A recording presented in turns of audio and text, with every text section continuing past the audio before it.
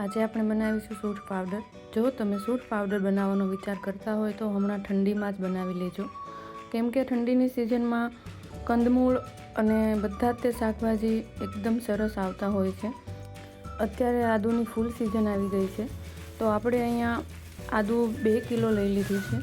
આ આદુને હું એકદમ ચોખ્ખા પાણીથી 3 થી 4 વખત ધોઈ નાખીશ, કેમ કે એની અંદર માટી હોય છે। તો આદુને આપણે એના અલગ અલગ એવી રીતે પીસ કરી લઈશું, કટ કરી લઈશું કે જેથી કરીને અંદર માટી ભરાયેલી હોય તો સાફ થઈ જાય। અહીંયા આદુ મેં એકદમ રૂછડાવાળું લીધું છે। આદુને કટ કરવાનું, અને જો અંદર રૂછડા હોય તો આદુ આપણું પાકેલું છે। રૂછડાવાળા પાકેલા આદુની સૂંઠનો સ્મેલ અને કલર ખૂબ જ સરસ એકદમ બહાર માર્કેટમાં મળે એવો બને છે। જોકે માર્કેટમાં તો આપણને ભેળસેળવાળી પણ સૂંઠ મળી શકે છે, પરંતુ આજે આપણે ઘરે એકદમ ચોખ્ખી અને સુગંધવાળી આદુનો પાવડર બનાવીશું। આદુને ધોઈને મેં કપડાથી એકદમ કોરું કરી નાખ્યું છે અને એની છાલ ઉતારી લઈશું। જો આપણું આદુ પાક્કું હશે તો એની છાલ એકદમ ઇઝીથી ઉતરી જશે। થોડી ઘણી છાલ રહી જાય તો પણ કાંઈ વાંધો નહીં, કેમ કે આપણે ચાળશું ત્યારે ચાળણમાં પણ નીકળી જશે। આદુની આપણે એકદમ પતલી પતલી સ્લાઇસ કરીશું, જેથી કરીને એક દિવસમાં સુકાઈ જાય। અહીંયા મેં વેફર પાડવાની ખમણીથી આવી રીતે આદુનું સ્લાઇસ કરી લીધું છે, એકદમ પતલું સ્લાઇસ બની ગયું છે। આવી રીતે આપણે બધા જ આદુની સ્લાઇસ કરી લઈશું, અને આ સ્લાઇસ કરવામાં પણ ઇઝી પડે છે। જો તમે ચપ્પુથી છોલશો તો બહુ ટાઈમ વયો જશે અને એક સરખી સ્લાઇસ પણ નહીં થાય, એટલે આપણે તડકામાં 2 થી 3 દિવસ સૂકવવું પડે અને એની સ્મેલ જતી રહે।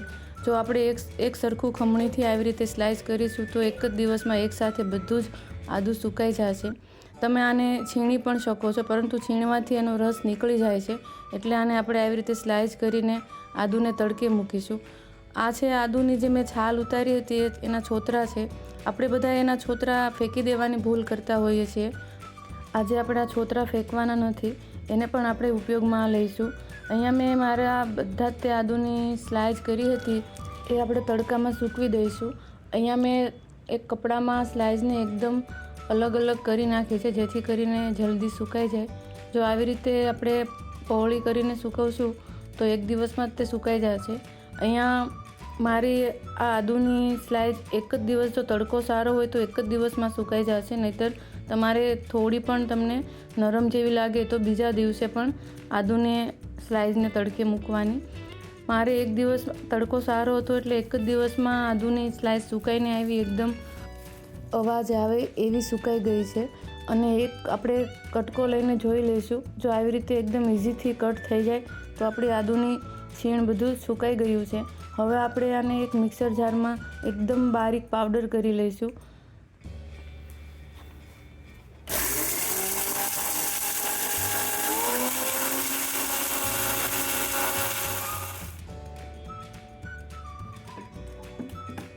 અહીંયા મારું આદુ પીસાઈને એકદમ બારીક પાવડર મેં કરી લીધો છે। જો એવું લાગે તો તમે મિક્સરમાં થોડી વાર વધારે ફેરવજો, અને આપણે જે લોટ ચાળવાની ચાળણી આવે એનાથી આપણે આ પાવડરને ચાળી લઈશું, જેથી કરીને રૂછડા, એટલે કે આપણે રૂછડાવાળું આદુ, દોરીવાળું આદુ લીધું હતું, જો આવી રીતે આપણે ચાળી લઈશું તો એ રૂછડા બધા ઉપર રહેશે અને સરસ નીચે બારીક પાવડર જે માર્કેટમાં મળે એવો બની જશે। આ પાવડરની એટલી બધી સ્મેલ આવે છે કે મારું આખું ઘર આજે સૂંઠ પાવડરથી મહેકી ઉઠ્યું છે। આખા ઘરમાં બસ આદુના જ તે પાવડરની સ્મેલ આવે છે। આવી રીતે આપણે ચાળીને એનો કૂચો થોડો કાઢી નાખીશું, અને આ પણ ફેંકવાનું નથી, આને આપણે ચામાં યુઝ કરીશું। ચા બનાવતી વખતે જો એ ઉપરનું ચાળેલું જે ચાળણ નીકળે એ નાખી દઈએ તો એની સુગંધ સારી આવે છે। અહીંયા મારો માર્કેટમાં મળે એનાથી પણ એકદમ સુગંધવાળો અને ચોખ્ખો પાવડર બનીને તૈયાર થઈ ગયો છે। એકદમ ઓછા ખર્ચમાં આ પાવડર બનીને તૈયાર થઈ જાય છે। હવે આપણે જે પહેલાં છિલકા રાખ્યા હતા એનું આપણે આજે કિચન ક્લિન્ઝર બનાવશું। આપણે છિલકાને ધોયેલા જ હતા, એટલે કે આપણે આદુ ધોયું ત્યારે સરસ રીતે સાફ થઈ ગયા હતા। એમાં આપણે 2 થી 3 ગ્લાસ જેટલું પાણી નાખીશું અને ગેસ ઉપર આપણે એને ઉકળવા મૂકી દઈશું। અહીંયા મારી પાસે સંતરાના છિલકા હતા, જો આ ઓપ્શનલ છે, તમારી પાસે સંતરાના છિલકા હોય તો નાખો, નહીંતર નાખવાની જરૂર નથી।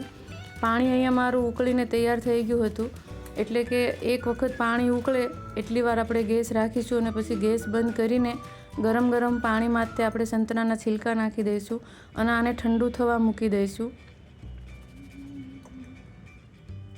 આ બરાબર પૂરેપૂરું ઠંડુ થઈ જાય એટલે એનો પાણીનો કલર ચેન્જ થઈ જશે. આ તમે જોઈ શકો છો કે પાણીનો કલર પણ એકદમ બદલાઈ ગયો છે. હવે આપણે એને એક કપડામાં ગાળી લઈશું. આ ગાળેલું પાણી એકદમ સુગંધવાળું અને અંદર મેં જે સંતરાના છિલકા નાખ્યા છે એની સુગંધ એટલે એકદમ સરસ આવે છે. અહીંયા મારી પાસે થોડા લીંબુ સુકાઈ ગયા હતા. ઠંડુ પાણી થાય પછી જ આપણે એમાં લીંબુ એડ કરીશું. ગરમ પાણીમાં આપણે લીંબુ નાખવાનું નથી.